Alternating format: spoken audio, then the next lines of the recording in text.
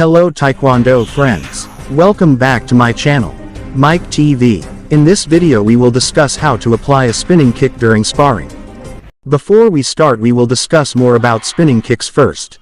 Spinning kick, or in Korean terms Dui Harugi, is a kick that is done by turning 90 degrees and lifting the leg, turning the leg backwards and moving the foot like hooking towards the opponent's head or neck. Spinning kick is one of the kicks that has a very large impact power when it hits the target. This is due to the power of rotation and the strength of the waist. The greater the rotational power, the greater the impact produced. This kick is a kick that has a high point in a Taekwondo match. This is because of the difficulty level in executing the kick.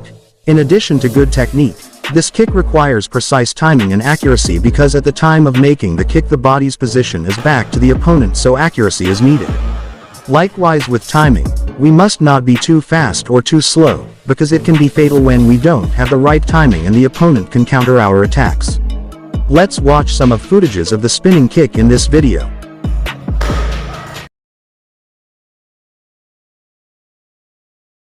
A spinning kick is a kick that is included in the counter-attack kick category. It means that a counter-attack kick is a kick that is taken when the opponent tries to attack, and on the other hand we are ready for the attack. Most beginners do not understand that this spinning kick is an effective kick when used as a counter-attack. Can actually be used as an offensive attack, but this is very dangerous. When we do it slowly can be disastrous for us. And when the opponent is still on standby, it will be difficult for us to land a spinning kick that is used as an offensive attack. The spinning kick will be able to freely enter as an offensive attack when the opponent is careless during sparring, but that is very rare, because most fighters understand that being off in a match means victory for the opponent.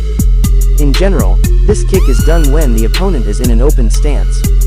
This spinning kick is carried out in an open stance position with the intention of giving an inducement to the opponent so that they want to attack the stomach where we have prepared a spinning kick. This open stance position is intended so that the kick can freely hit the target, be it the head or neck.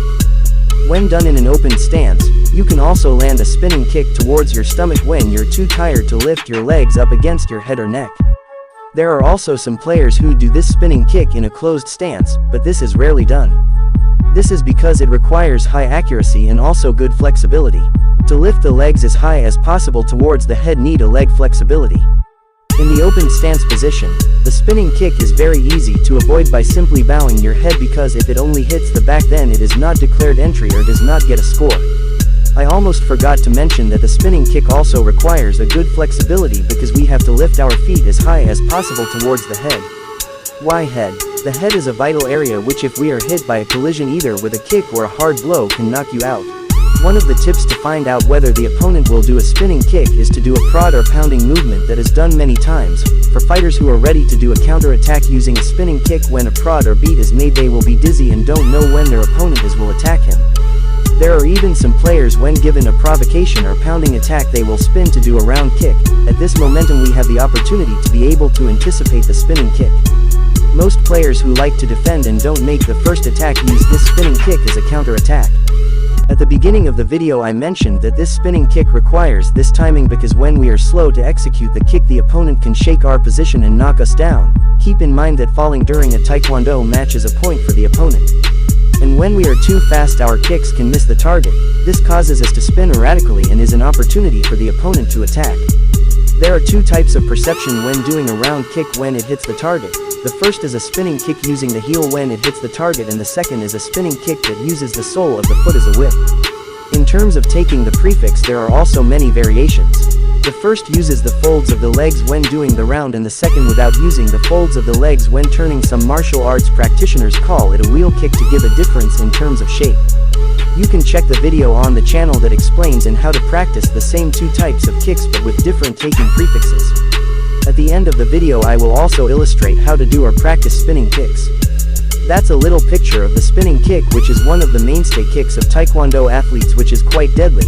I hope there are lessons that can be learned from the video. If there is something you want to say regarding this spinning kick, please leave a comment in the comments column. See you in the next video. Don't forget to like, subscribe and share for more videos. And for those of you who have watched and didn't press the like button, then I pray that you get a spinning kick during sparring. Amen.